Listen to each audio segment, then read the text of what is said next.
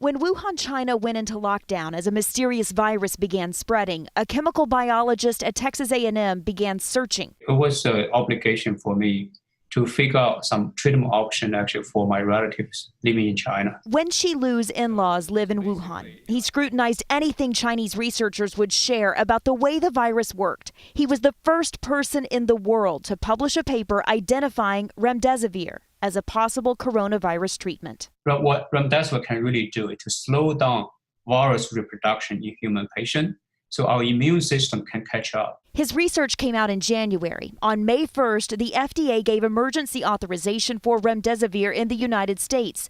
The maker of the drug donated 600,000 doses to the federal government. This week, they distributed about 32,000 doses.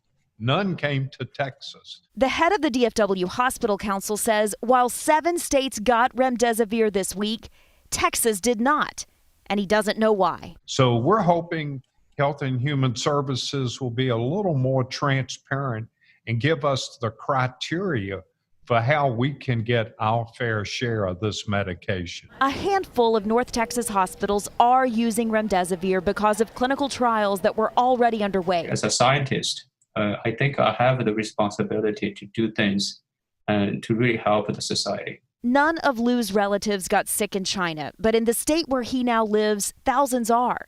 And they're fighting without widespread access to the only drug that seems to help. In Dallas, I'm Teresa Woodard.